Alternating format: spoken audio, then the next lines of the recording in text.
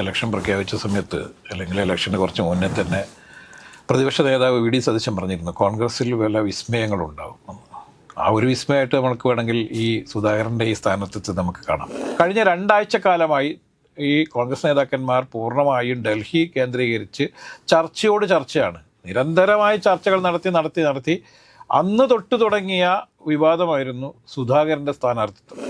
ഇതിനിടയിൽ വലിയൊരു ചർച്ച വന്നിരുന്നു. കെ സി വേണുഗോപാൽ മത്സരിച്ചേക്കും എന്നും കെ സി വേണുഗോപാൽ ആയിരിക്കും ചിലപ്പോൾ മുഖ്യമന്ത്രി സ്ഥാനാർത്ഥി എന്നുള്ള രീതിയിലൊക്കെ വലിയ ചർച്ചകൾ വന്നിരുന്നു. സുധാകരൻ്റെ നേതൃത്വത്തിൽ പുതിയൊരു പാർട്ടി രൂപീകരിക്കും എന്നാണ്. ഇത് യഥാർത്ഥത്തിൽ കോൺഗ്രസിനെ വലിയ രീതിയിൽ പ്രതിരോധത്തിലാക്കിയെന്ന് തന്നെ വേണം നമുക്ക് കരുതാൻ വേണ്ടിയിട്ട്. എല്ലാ കാലത്തും സുധാകരൻ്റെ അപ്രമാദിത്വം തുടരുന്നു എന്ന് പറയുന്നത് കോൺഗ്രസിന് വലിയ രീതിയിൽ പിന്നീട് തിരിച്ചടി ഉണ്ടാക്കി നമ്മൾ കാണുന്നുണ്ട്. അപ്പം കണ്ണൂരിൽ മത്സരിക്കാമായിരുന്ന സുധാകരൻ പിന്നീട് ഉദുമയിൽ പോയി മത്സരിച്ച ഒരു ചരിത്രമൊക്കെ ഉണ്ട്. ഈ അവസ്ഥയിലെത്തിയ ഏറ്റവും ഒടുവിലെത്തിയ അവസ്ഥയിൽ സുധാകരന് കീഴടങ്ങുന്ന ഒരു അവസ്ഥയാണ് കണ്ടത്. ACC നേതൃത്വം ഒരു നേതാവിന് മുന്നിൽ കീഴടങ്ങി എന്ന് പറയുന്നത് ഈ കോൺഗ്രസ് യഥാർത്ഥത്തിൽ വളരെ ദുർബലമായിരിക്കുന്നു എന്ന് തന്നെയാണ് നമ്മൾ ഇതിൽ കാണേണ്ടത്. നമസ്കാരം. കണ്ണൂരിൽ ട്വിസ്റ്റോട് ട്വിസ്റ്റ്. കെ സുധാകരന് ചുറ്റുമാണല്ലോ കേരള രാഷ്ട്രീയം കുറച്ച് ദിവസമായിട്ട് കറങ്ങിക്കൊണ്ടിരിക്കുന്നത്. ഇപ്പം ഇന്നലെ വരെ സുധാകരനെ വഴങ്ങില്ല, സീറ്റ് കൊടുക്കില്ല എന്ന് ഏകദേശം ധാരണയായി. അപ്പോൾ കോൺഗ്രസിനോട് ബൈ പറഞ്ഞ് എനിക്ക് എൻ്റെ വഴി നിങ്ങൾക്ക് നിങ്ങളുടെ വഴി എന്നൊക്കെ സുധാകരൻ പറഞ്ഞിറങ്ങുന്നു. അതിന് തൊട്ട് പിന്നാലെ പാർട്ടി സുധാകരന് വഴങ്ങുന്നു. വേറെ മത്സരിച്ചാൽ തങ്ങൾക്ക് തിരിച്ചടിയാവുന്ന ഒരു തോന്നലൊക്കെ ആയിരിക്കാം. സുധാകരന് വഴങ്ങുന്നു, സീറ്റ് കൊടുക്കാൻ ധാരണയാവുന്നു. ഇങ്ങനെ വാർത്തകൾ മാറി ഇപ്പം നമ്മളിത് സംസാരിച്ചുകൊണ്ടിരിക്കുമ്പോൾ ചിലപ്പോൾ പുതിയൊരു വാർത്ത വരും. അങ്ങനെ മാറിക്കൊണ്ടിരിക്കുന്നു. ആക്ച്വലി എന്താണ് കേരള രാഷ്ട്രീയത്തിൽ അല്ലെങ്കിൽ കോൺഗ്രസിനകത്ത് സംഭവിച്ചുകൊണ്ടിരിക്കുന്നത്? ഇലക്ഷൻ പ്രഖ്യാപിച്ച സമയത്ത് അല്ലെങ്കിൽ ഇലക്ഷന് കുറച്ച് മുന്നേ തന്നെ പ്രതിപക്ഷ നേതാവ് വി ഡി സതീശൻ പറഞ്ഞിരുന്നു കോൺഗ്രസിൽ വല്ല വിസ്മയങ്ങളുണ്ടാവും. ആ ഒരു വിസ്മയമായിട്ട് നമുക്ക് വേണമെങ്കിൽ ഈ സുധാകരൻ്റെ ഈ സ്ഥാനത്തെത്തി നമുക്ക് കാണാം. കോൺഗ്രസ് സ്ഥാനാർത്ഥി പട്ടിക തയ്യാറാക്കുന്നതിന് മുന്നേ തന്നെ അല്ലെങ്കിൽ സ്ഥാനാർത്ഥികളെക്കുറിച്ചുള്ള ചർച്ചകൾ ആരംഭിക്കുന്നതിന് മുന്നേ തന്നെ സുധാകരൻ വളരെ വ്യക്തമായി പറഞ്ഞിരുന്നു 110% ഞാൻ കണ്ണൂരിൽ മത്സരിക്കും എന്ന്.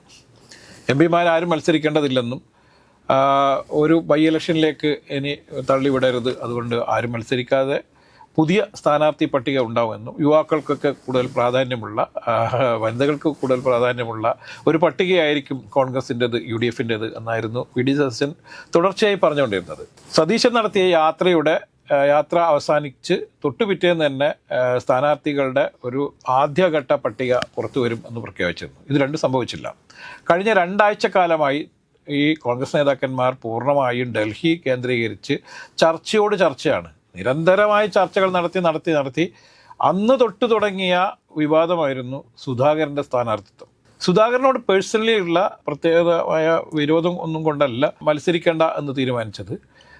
സുധാകരൻ ജയിച്ചു കയറി കഴിഞ്ഞാൽ ഇതേ വാശി അദ്ദേഹം മുഖ്യമന്ത്രി സ്ഥാനത്തിന് വേണ്ടിയിട്ട് UDFന് അങ്ങാനം അധികാരം കിട്ടുകയാണെങ്കിൽ അല്ലെങ്കിൽ ഭൂരിപക്ഷം കിട്ടുകയാണെങ്കിൽ സുധാകരനായിരിക്കും മുഖ്യമന്ത്രി ആവാൻ വേണ്ടിയിട്ട് ഏറ്റവും കൂടുതൽ ആഗ്രഹിച്ച് നടക്കുന്നൊരു പേടി, അല്ലെങ്കിൽ സുധാകരൻ ഇതുപോലെ തന്നെ ഹൈക്കമാൻഡിന് മുന്നിൽ സമ്മർദ്ദം ചെലുത്തി കോൺഗ്രസ് നേതൃത്വത്തെ ശരിക്കും പ്രതിരോധത്തിലാക്കുമെന്നുള്ള ഭയം കൊണ്ടാണ് സുധാകരൻ മത്സരിക്കേണ്ടതില്ല എന്നും നിലവിൽ പിമാരാരും മത്സരിക്കേണ്ടതില്ല എന്നുള്ള തീരുമാനമെടുക്കുന്നത്. 6ഓളം പിമാർ, നിലവിലുള്ള 6ഓളം പിമാർ മത്സരിക്കാൻ വേണ്ടി നേരത്തെ സന്നദ്ധത പ്രകടിപ്പിച്ചിരുന്നു.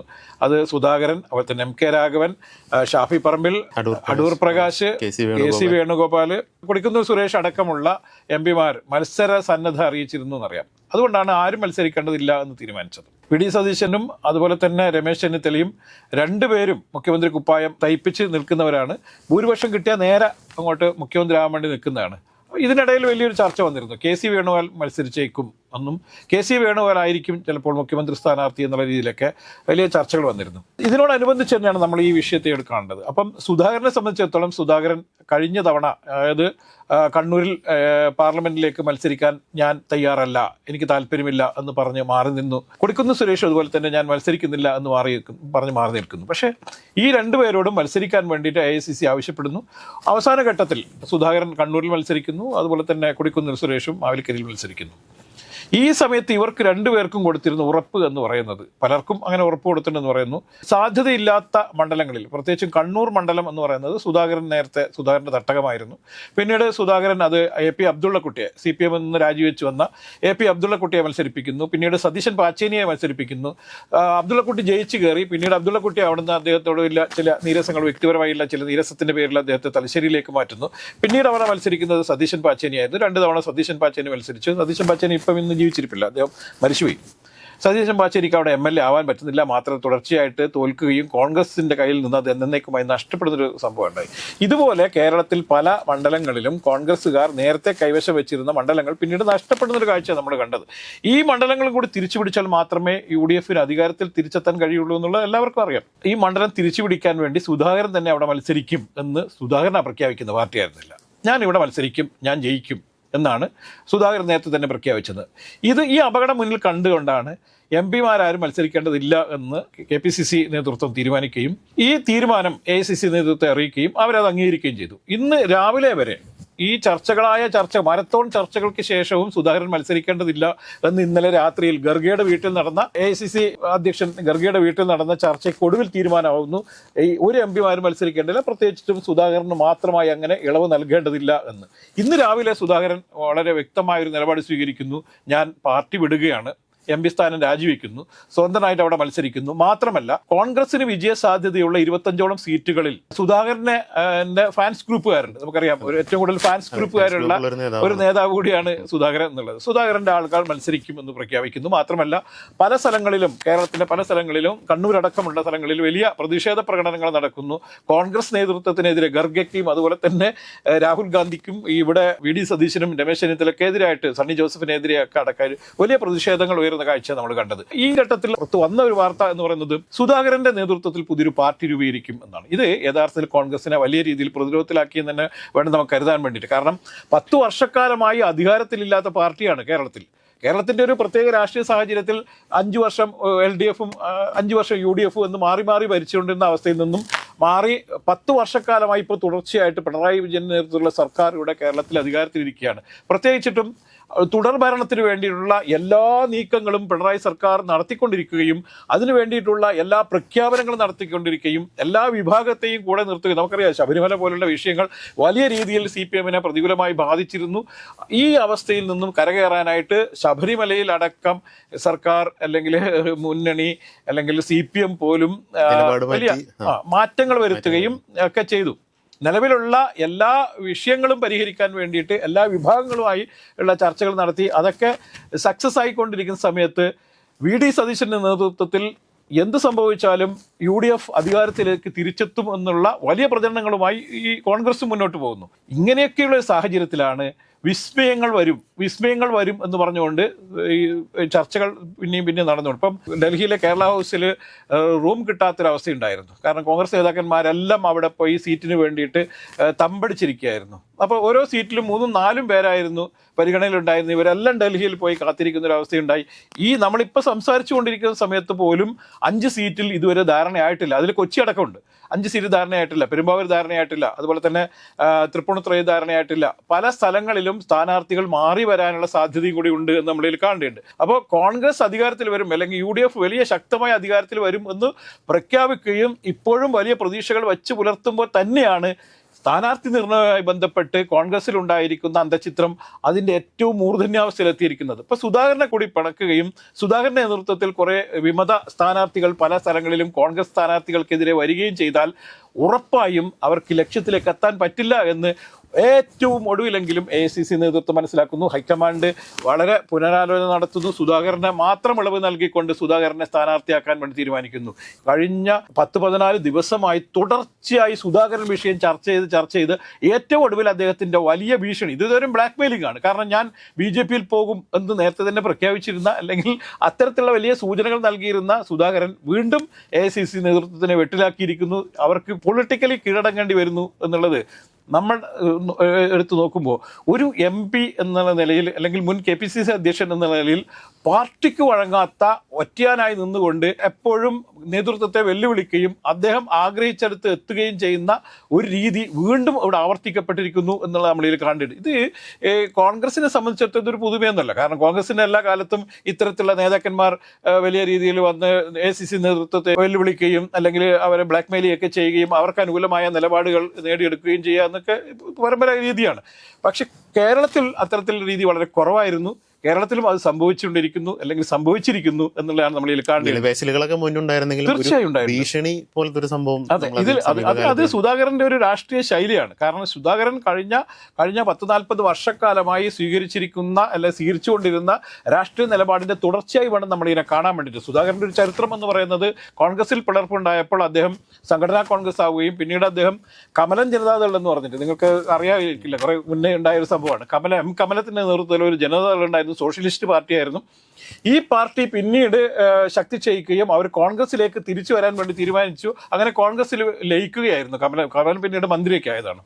ഈ സാഹചര്യത്തിലാണ് സുധാകരൻ തിരിച്ച് കോൺഗ്രസിലെത്തുന്നത്. അതിനുശേഷം അദ്ദേഹം കണ്ണൂരിൽ അന്ന് നിലവിലുണ്ടായിരുന്ന പല നേതാക്കന്മാരെയും ഇല്ലാതാക്കുകയും അവരെ പല രീതിയിൽ ചവിട്ടി പുറത്താക്കുകയൊക്കെ ചെയ്തൊരു രാഷ്ട്രീയ ചരിത്രം കൂടിയുണ്ട്. ഇപ്പം അന്ന് നേരത്തെ മന്ത്രിയൊക്കെ ആയിരുന്ന ഈ കോൺഗ്രസിൻ്റെ കരുണാകരനൊക്കെ ആയിട്ട് വളരെ അടുപ്പം ഉണ്ടായിരുന്ന എൻ രാമകൃഷ്ണനായിരുന്നു കണ്ണൂരിൽ MLA ഉണ്ടായിരുന്നത്. കോൺഗ്രസിന് ഭയങ്കര വളക്കൂറുള്ളൊരു സ്ഥലമാണ് കണ്ണൂർ സിറ്റി, കണ്ണൂർ ടൗണും പരിസര പ്രദേശം, കണ്ണൂർ മണ്ഡലം എന്ന് പറയുന്നത്. ഈ കണ്ണൂർ മണ്ഡലത്തിൽ പിന്നീട് സീറ്റ് നിഷേധിക്കപ്പെടുകയും പണ്ട് എടക്കാടായിരുന്നു ഈ സുധാകരൻ മത്സരിച്ചത്. പിന്നീട് എടക്കാട് മണ്ഡലം ഇല്ലാതായി. എടക്കാട് ഭരതനുമായിട്ട് പോരാട്ടം നടത്തുകയും അതിനു മുന്നേ ചില സ്ഥലങ്ങളിലൊക്കെ മത്സരിച്ചെങ്കിൽ പോലും ജയിക്കാൻ സാധ്യതയുണ്ടായിരുന്ന സ്ഥലമായിരുന്നു എടക്കാട്. പക്ഷേ എടക്കാട് സുധാകരൻ തോറ്റുപോയി. അദ്ദേഹം പിന്നീട് കള്ളവോട്ട് കേസ് നടത്തി ഭരതനെതിരെ സുപ്രീം കോടതി വരെ പോവുകയും ആദ്യം ഹൈക്കോടതി അനുകൂലമായ നിലപാടുകൾ ഉണ്ടാവുകയും സുധാകരനെ വിജയി പ്രഖ്യാപിക്കുകയും ആദ്യം സുധാകരൻ നിയമസഭയിൽ എത്തുന്നത് ഈ കോടതിയുടെ പരിഗണനയിലാണ്. ഇങ്ങനെ വലിയ പാരമ്പര്യമൊക്കെ ഉണ്ട്. ഇപ്പം എന്തൊക്കെ പറഞ്ഞാലും കണ്ണൂരിൽ ഏറ്റവും കൂടുതൽ നമുക്കറിയാലോ CPM വലിയ മേൽക്കൈയുള്ള സ്ഥലമാണ് കണ്ണൂരെങ്കിലും കണ്ണൂരിൽ കോൺഗ്രസിനെ എല്ലാ കാലത്തും ആവേശത്തിൽ പിടിച്ച് എൻ രാമകൃഷ്ണന് ശേഷം പിന്നീട് കോൺഗ്രസിന് ഏറ്റവും കൂടുതൽ ആവേശം യുവാക്കൾക്കിടയിലൊക്കെ വലിയ ആവേശം ഉണ്ടാക്കി ആ കോൺഗ്രസിനെ പിടിച്ചു നിർത്തിയ ഒരു നേതാവ് എന്നുള്ള നിലയിൽ സുധാകരനെ കോൺഗ്രസിന് അങ്ങനെ തള്ളിക്കളയാൻ പറ്റില്ല. പക്ഷെങ്കിൽ പോലും എല്ലാ കാലത്തും സുധാകരന്റെ അപ്രമാദിത്വം തുടരുന്നു എന്ന് പറയുന്നത് കോൺഗ്രസിന് വലിയ രീതിയിൽ പിന്നീട് തിരിച്ചടി ഉണ്ടാക്കി നമ്മൾ കാണുന്നുണ്ട്. ഇപ്പം കണ്ണൂരിൽ മത്സരിക്കാമായിരുന്ന സുധാകരൻ പിന്നീട് ഉദുമയിൽ പോയി മത്സരിച്ച ഒരു ചരിത്രമൊക്കെ ഉണ്ട്. ഇങ്ങനെ കണ്ണൂരിൽ നഷ്ടപ്പെട്ട് ഉദുമയിൽ നഷ്ടപ്പെടുന്ന ഒരു രാഷ്ട്രീയ സാഹചര്യമൊക്കെ ഉണ്ടായി. പക്ഷേ സുധാകരൻ എന്നുള്ളൊരു നേതാവ് തീർച്ചയായും വളരെ തലമുതിർന്ന നേതാവ് എന്നുള്ള നിലയിലും മുൻ KPCC അധ്യക്ഷൻ എന്ന നിലയിലൊക്കെ സുധാകരൻ ഇപ്പോൾ കാണിക്കേണ്ടിയിരുന്ന രാഷ്ട്രീയപരമായ പക്വത അദ്ദേഹം കാണിച്ചില്ല എന്നുള്ളത് വരും കാലത്ത് അദ്ദേഹത്തിന് തിരിച്ചടി ഉണ്ടാകുന്ന അദ്ദേഹത്തിന് വളരെ പ്രായം കൂടുതലുള്ള ആളാണ്, മുതിർന്ന നേതാവാണ്. പക്ഷെ കോൺഗ്രസിന് അത് വലിയ തിരിച്ചടിയാണ് എന്നുള്ളത് തന്നെ നമ്മൾ ഇതിൽ കാണേണ്ടതുണ്ട്. ഇപ്പം സുധാകരൻ അവസാന ഘട്ടത്തിൽ വലിയ രീതിയിൽ സമരം ചെയ്ത് നേടിയെടുത്ത ഈ സീറ്റ് വിജയിക്കാൻ കഴിഞ്ഞില്ലെങ്കിൽ അത് കോൺഗ്രസിന് വലിയ തിരിച്ചടി. ഇപ്പം കോൺഗ്രസ് അധികാരത്തിൽ വരും എന്നുള്ള വലിയ പ്രതീക്ഷ വന്നതുകൊണ്ടാണല്ലോ ഈ ഇത്രയും വലിയ അടി. അതേസമയം കോൺഗ്രസിനെ തിരിച്ച് അധികാരത്തിൽ എത്തിക്കാനുള്ള ചുമതല കൂടിയുള്ള കണ്ണൂരിൽ നിലവിൽ MP കൂടിയായിരിക്കുന്ന സുധാകരൻ ഇത്തരത്തിലൊരു രാഷ്ട്രീയ നീക്കം ഒരു കാരണവശാൽ നടത്താൻ പാടില്ലായിരുന്നു. അല്ലെങ്കിൽ കോൺഗ്രസ് നേതൃത്വവും പുനരാലോചിക്കണമായിരുന്നു. ഈ അവസ്ഥയിലെത്തിയ ഏറ്റവും ഒടുവിലെത്തിയ അവസ്ഥയിൽ സുധാകരന് കീഴടങ്ങുന്ന ഒരു അവസ്ഥയാണ് കണ്ടത്. ACC നേതൃത്വം ഒരു നേതാവിന് മുന്നിൽ കീഴടങ്ങി എന്ന് പറയുന്നത് ഈ കോൺഗ്രസ് യഥാർത്ഥത്തിൽ വളരെ ദുർബലമായിരിക്കുന്നു എന്ന് തന്നെയാണ് നമ്മൾ ഇതിൽ കാണേണ്ടത്. സംഘടനാപരമായി വളരെ ദുർബലാവസ്ഥയിലാണ് എന്നുള്ളതാണ്. ഇപ്പം സുധാകരന്റെ നമുക്കറിയാലോ, സുധാകരൻ KPCC അധ്യക്ഷനായി വരുന്ന സമയത്ത് എന്താ പറഞ്ഞത്, സെമി കേഡർ സിസ്റ്റത്തിലേക്ക് ഞാൻ ഈ പാർട്ടിയെ കൊണ്ടുവരും എന്ന് പറഞ്ഞു. പക്ഷെ പിന്നീട് നമ്മൾ കണ്ട കാഴ്ച എന്താണ്? നിലവിൽ പ്രതിപക്ഷ നേതാവ് VD സതീശനും KPCC പ്രസിഡന്റായ K സുധാകരനും തമ്മിൽ നടക്കുന്ന വഴക്ക്, പരസ്യമായ വഴക്കാണ് നമ്മൾ കണ്ടുകൊണ്ട്. ആ വഴക്കിന്റെ തുടർച്ചയാണ് നമ്മൾ ഇതിലും കാണേണ്ടത്. ഇനി വരും ദിവസങ്ങളിലെങ്കിലും കോൺഗ്രസ് ഒറ്റക്കെട്ടായി, വളരെ കുറച്ച് ദിവസം മാത്രമേ ഉള്ളൂ. ഇപ്പം CPM ഒക്കെ തെരഞ്ഞെടുപ്പ് പ്രഖ്യാപിച്ച മണിക്കൂറുകൾക്കിടെ തന്നെ അവർ സ്ഥാനാർത്ഥിയെ പ്രഖ്യാപിച്ചു. അവർ എല്ലാ സ്ഥലങ്ങളിലും തെരഞ്ഞെടുപ്പ് പ്രചരണങ്ങൾ വളരെ ബഹുദൂരം മുന്നോട്ട് പോയി. പക്ഷേ കോൺഗ്രസ് ഇപ്പോഴും ഒരു അടി പോലും മുന്നോട്ട് പോകാൻ BJP പോലും കുറെ മുന്നോട്ട് പോയി. റോഡ് ഷോ ഒക്കെ നടത്തി. റോഡ് ഷോ ഒന്നും അല്ല വോട്ടായി മാറുന്നത് എന്ന് നമുക്കറിയാം. എങ്കിൽ പോലും പ്രചരണത്തിലൊക്കെ വലിയ മേൽക്കൈ ഇപ്പം തന്നെ LDF നേടിയെടുത്തിട്ടുണ്ട്, CPM നേടിയെടുത്തിട്ടുണ്ട്. അപ്പോൾ കോൺഗ്രസിന് ഇനി എല്ലാവരും നടന്ന് ഒരുപാട് ദൂരെ എത്തി. ഇനി വലിയൊരു ഓട്ടം നടത്തിയാൽ മാത്രമേ ഇവർക്കൊപ്പം എത്താൻ കഴിയുള്ളൂ എന്നും കൂടി നമ്മളിൽ കാണേണ്ടതുണ്ട്. മാത്രമല്ല വലിയ പ്രതീക്ഷകളുണ്ടായിരുന്നു. ഇപ്പം 3-4 മാസം മുന്നേ നടന്ന തദ്ദേശ സ്വയംഭരണ സ്ഥാപനങ്ങളിലേക്ക് നടന്ന തെരഞ്ഞെടുപ്പിൽ വലിയ രീതിയിൽ കേരളത്തിൽ ഞെട്ടിക്കുന്ന വിജയം തന്നെ കോൺഗ്രസ് നേടിയിരുന്നു. ആ വിജയത്തിൻ്റെ എല്ലാ പൊലിമയും കോൺഗ്രസിൻ്റെ ഈ തമ്മിലടി കാരണം നഷ്ടപ്പെടുത്തി എന്നുള്ളതാണ്. ഇപ്പോൾ വയനാട് ക്യാമ്പിലൊക്കെ വലിയ തീരുമാനമെടുത്താണ് യാതൊരു തർക്കവുമില്ലാതെ വിജയപ്രതീക്ഷകൾ മാത്രമായിരിക്കണം ഇനിയുള്ള നാളുകളിൽ മുന്നോട്ട് വെക്കേണ്ടതെന്നും ഗ്രൂപ്പ് സമവാക്യങ്ങളോ അല്ലെങ്കിൽ ഏതെങ്കിലും ഒരു നേതാവിനെ ചുറ്റിപ്പറ്റിയോ ഉള്ള ചർച്ചകൾക്ക് എല്ലാ പ്രാധാന്യം കൊടുക്കേണ്ടതെന്നും നമ്മൾക്ക് ഒറ്റ വിഷൻ മാത്രമേ ഉള്ളൂ, അത് അധികാരത്തിലേക്ക് എത്തുക എന്നുള്ള, നഷ്ടപ്പെട്ട അധികാരം തിരിച്ചു പിടിക്കാൻ വേണ്ടിയുള്ള പ്രവർത്തനങ്ങളായിരിക്കും ഇനി മുന്നോട്ട് ഉണ്ടാവുക എന്നൊക്കെ പ്രഖ്യാപിച്ചിറങ്ങിയാണ്. ഇപ്പം ACC നേതൃത്വം രാഹുൽ ഗാന്ധി ആയാലും ശരി, അതുപോലെ തന്നെ ദീപാദാസ് മുൻഷിയാണ് ഇവിടെ താമസിച്ചുകൊണ്ട്, കേരളത്തിൻ്റെ ചുമതലയുള്ള ACC general secretary Deepa Das Munshi കേരളത്തിൽ താമസിച്ചുകൊണ്ടാണ് ഈ തെരഞ്ഞെടുപ്പ് പ്രവർത്തനങ്ങൾക്ക് നേതൃത്വം നൽകുന്നതെന്നൊക്കെ പറഞ്ഞു. പക്ഷേ ദീപാദാസ് മുൻഷിക്കോ ആർക്കും ഒന്നും ചെയ്യാൻ പറ്റാത്തൊരു സാഹചര്യം ഉണ്ടായി. പല സ്ഥാനാർത്ഥികളെയും VD സതീശൻ തീരുമാനിച്ച പല സ്ഥാനാർത്ഥികളെയും മാറ്റുന്ന അവസ്ഥകളുണ്ടായി. അപ്പോൾ VD സതീശൻ്റെ നേരത്തെ ഉണ്ടായിരുന്ന ഒരു അപ്രമാദിത്വം, അല്ലെങ്കിൽ ഈ ഇവിടെ പാർട്ടിയിലൊക്കെ VD സതീശൻ്റെ നിലപാടിനൊക്കെ വലിയ സ്വീകാര്യത ഉണ്ടായിരുന്നു എങ്കിൽ പോലും ഇപ്പോൾ അത് കുറഞ്ഞിരിക്കുന്നുവെന്നും സുധാകരനെ പോലുള്ള ഈ ഒറ്റയാന്മാർ കേരളത്തിൽ വലിയ രീതിയിൽ വീണ്ടും നേതൃത്വത്തിലേക്ക് വരുന്ന കാഴ്ചയാണ് നമ്മളിൽ കാണുന്നത്. അതുകൊണ്ട് വരും ദിവസങ്ങളിൽ കോൺഗ്രസ് അധികാരത്തിൽ വരുമോ ഇല്ലയോ എന്നൊക്കെ വരും ദിവസങ്ങളിൽ ഇവരുടെ യോജിച്ചുള്ള പ്രവർത്തനങ്ങൾ ഉണ്ടാവുകയാണെങ്കിൽ വരാനുള്ള സാധ്യതയുണ്ട്. പക്ഷേ അതിനുള്ള സാധ്യതകൾ മങ്ങുന്ന രീതിയിലാണ് ഇപ്പോഴുള്ള പോക്ക് എന്നാണ് എനിക്ക് ഇതിൽ പറയാനുള്ളത്.